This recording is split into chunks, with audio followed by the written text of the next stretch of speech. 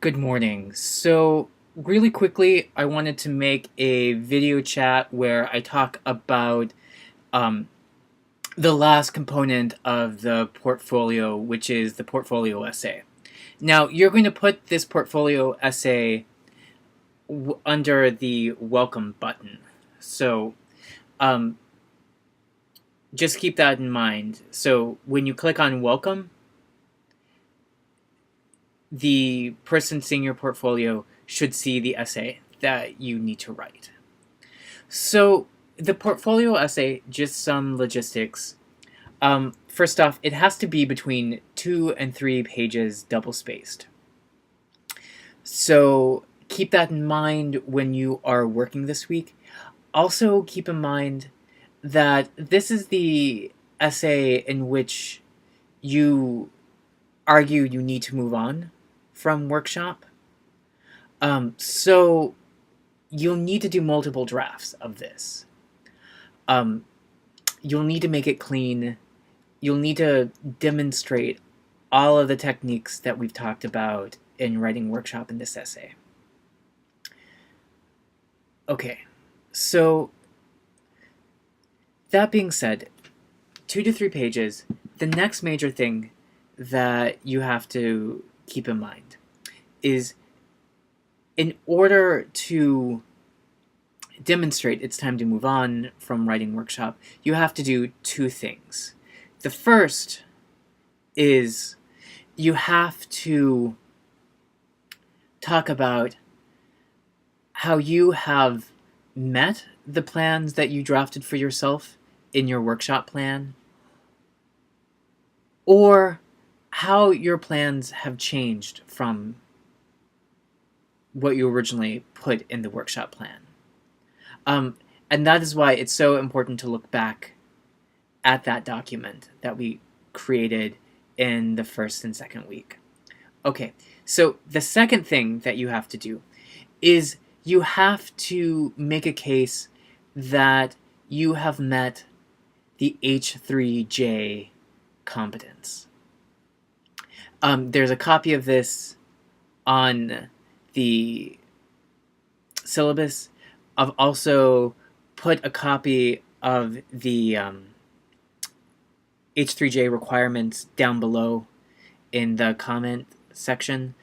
So you need to kind of look through those, and you're going to need to incorporate how you've met those things. Some good ways to do that, some good ways to think about having met these competences are to ask yourselves the following questions. So one is, how has your assessment of your writing abilities changed since the start of writing workshop? The next question would be, what are your strengths as a writer? How do you plan to make the most of these strengths in your future writing? The third question is, what do you need to continue to work on in your writing? How do you plan to seek ongoing support, ongoing help for your development as a writer?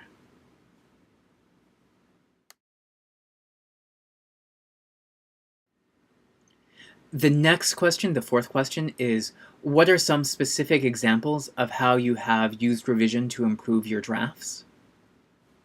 And this question is really one of the central questions. You actually need to quote yourself. You need to take an example from draft 1 and show how you revised it in draft 2, in draft 3, in the body of your essay. Now, we're not looking for you to take huge paragraphs from these essays, but small sentences, small things where you demonstrate that you've actually shown improvement. And this class is really student-centered, which means it's up to you to demonstrate. You've set your pace, you've done all these things, you've known that we've had this kind of final thing to do all along, and now it's your responsibility to prove that you've met these requirements. And then the last question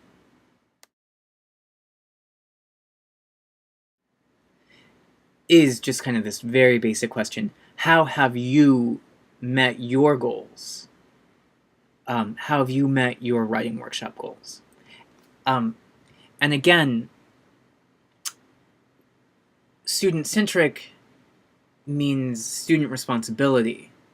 So you have to think about, how have you gone through the process? How have you actively gone out to achieve this work? You need to think about things that we've done in class. You also need to think about things that you've done outside of class. Have you done the online activities that I've recommended that you do? Have you gone to the writing center? Have you used the textbook, which I've encouraged you to use? Have you used that handbook? Have you been doing extra drafts? Have you been keeping a journal to kind of keep in the practice of writing? And again, this is all work that you kind of have to think about. And ultimately, one thing that you have to keep in mind throughout the entire essay, the entire 2 to 3 page essay, is you have to provide a context for each assignment and explain how it fit or how it worked in with your workshop goals. So basically, you can't just say you're working on paper 1. You have to say, I'm working on my first essay, which is about this subject. It was for this class, or I picked this essay because I thought it would be good for the following reasons. And again, throughout this entire thing, you're going to need to have a solid thesis. I just did a video chat about that.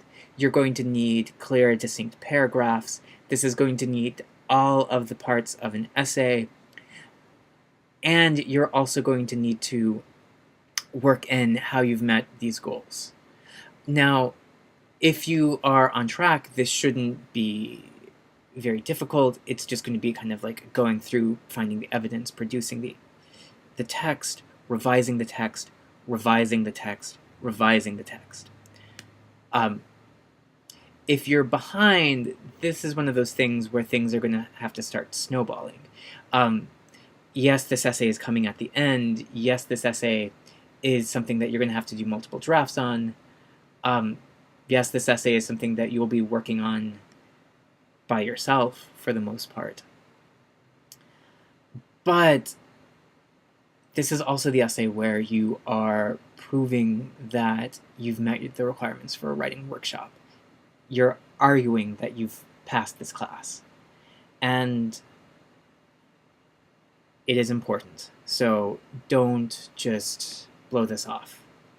And I want to say one last thing.